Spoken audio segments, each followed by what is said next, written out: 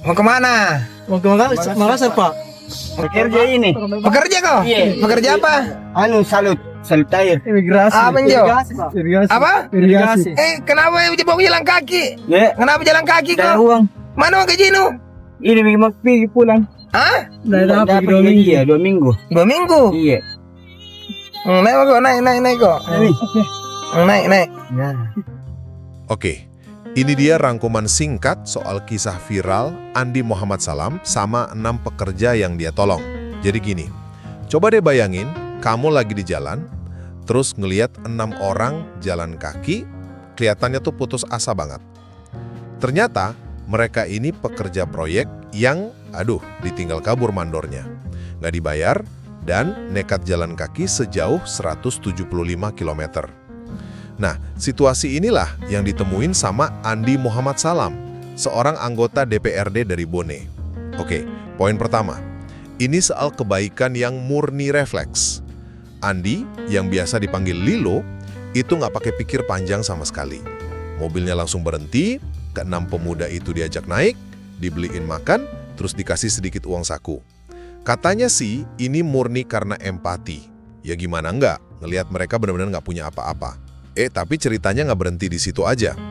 Apa yang terjadi setelah Lilo iseng ngepost kejadian ini di status WhatsApp-nya? Itu benar-benar di luar dugaan.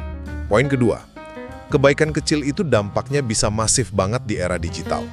Status WhatsApp yang tadinya cuma buat pribadi, malah jadi viral.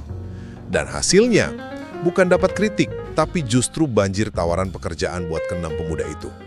Ini kan bukti nyata ya, gimana media sosial bisa jadi jembatan rezeki kalau dipakai buat hal yang positif.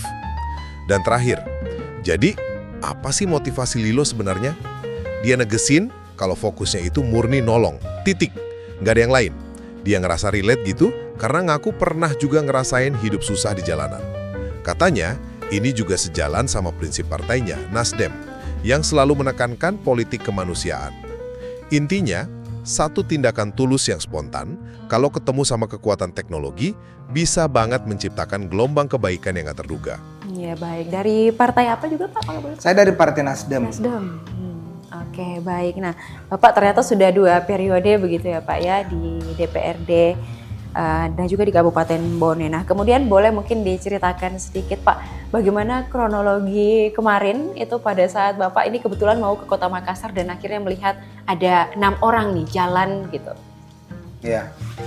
Jadi sebenarnya sebenarnya refleks aja karena saya kan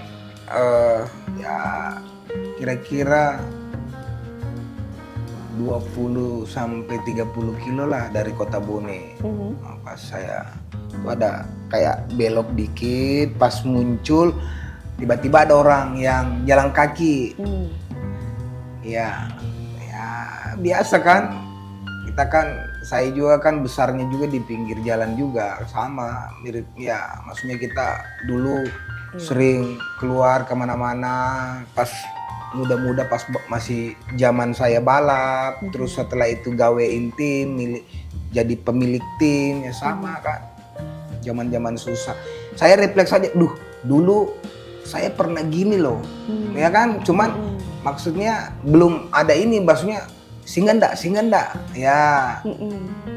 Pas tiba-tiba lewat dikit, tiba-tiba ngerem, mundur, cuma tanya, cuma kan apa ya?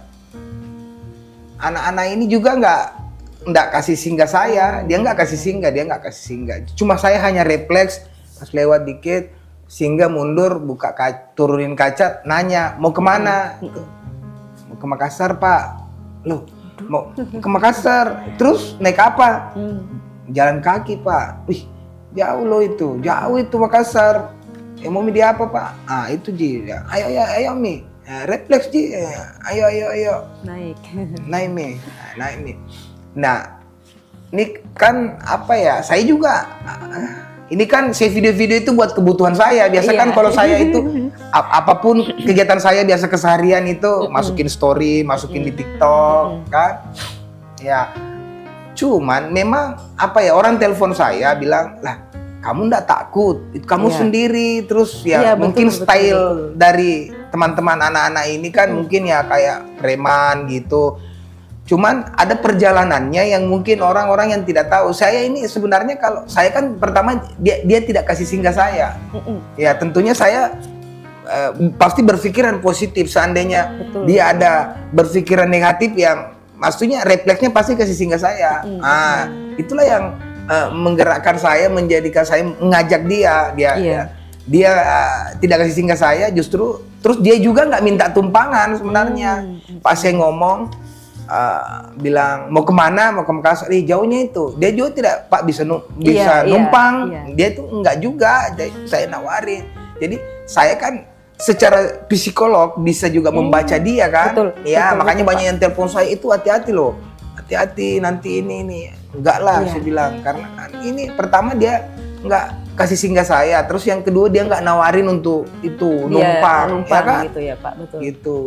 Yang di dalam mobil saya mencoba berkomunikasi, cerita-cerita apa ininya kan. Udah. Begitu Mbak, jalan cerita aslinya itu seperti itu. Jadi bukan anak-anak itu yang kasih singgah saya, nyetok mobil enggak. Download Tribun X sekarang. Menghadirkan lokal menjadi Indonesia.